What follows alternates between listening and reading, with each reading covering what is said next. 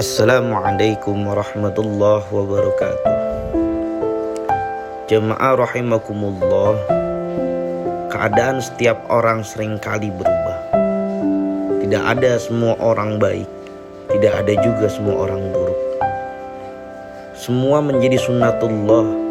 Allah menciptakan ada hamba yang baik, Allah juga menciptakan ada hamba yang buruk.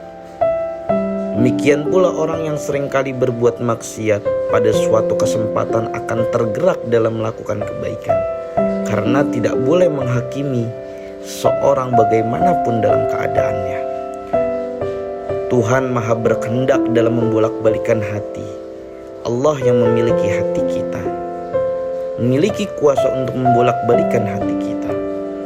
Di dalam kitab Tajul Arus Al-Hawi di Tahdibin Nufus dijelaskan bahwa kita dianjurkan untuk terus melangkahkan kaki kita untuk hadir mengikuti majelis ilmu yang penuh hikmah sekalipun dalam keadaan maksiat.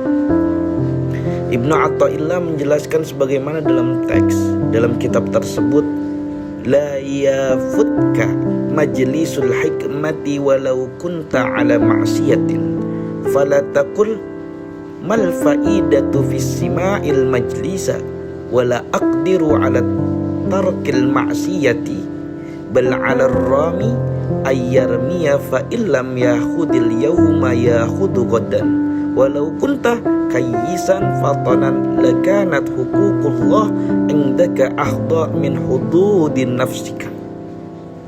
Janganlah kamu sekalian menghentikan langkahmu untuk menghadiri majelis ilmu yang penuh hikmah, meskipun kamu dalam keadaan maksiat. Janganlah berkata apa guna mendengarkan dalam majelis taklim, dan janganlah hadirmu di majelis taklim diukur dengan ukuran kamu meninggalkan maksiat. Tetapi bagi seseorang pelempar yang melemparkan suatu barang, maka ketika dia tidak mendapatkan barang tersebut hari ini, maka ia akan mendapatkannya besok. Meskipun kamu adalah seorang yang sangat pintar, tetapi Allah lebih punya hak untuk dirimu melebihi hakmu atas dirimu. Selain di dalam kitab tersebut, Ibnu Athaillah juga menjelaskan tentang zikir kepada Allah Subhanahu wa Ta'ala di dalam kitab Syarah Hikam. Beliau menuliskan nasihat agar tidak meninggalkan zikir kepada Allah meskipun kita juga lalai dan sering maksiat. Kata beliau, la tatrukid dzikra li'adami hudurika ma'allah fihi li'anna ghaflataka an wujudi dzikrihi ashaddu min ghaflatika fi wujudi dzikrihi. Jangan kau tinggalkan zikir oleh sebab ketidakhadiranmu bersama Allah dalam zikirmu, karena sesungguhnya kelalaianmu dari menunaikan zikir kepada Allah lebih parah ketimbang kelalaianmu saat menunaikan zikir kepada Allah. Dari penjelasan Ibnu Athaillah ini, kita bisa tahu bagaimana cara melihat seseorang, baik kepada orang ahlul ibadah maupun kepada ahlul maksiat. Sebab Allah yang maha berkehendak dan maha membolak-balikan hati. Kita tidak bisa menghakimi orang lain, menilai orang lain dari tampilannya saja. Bisa jadi orang yang selama ini terkenal dengan perbuatan maksiat, suatu saat tergerak hatinya untuk kembali kepada Allah Subhanahu wa Ta'ala.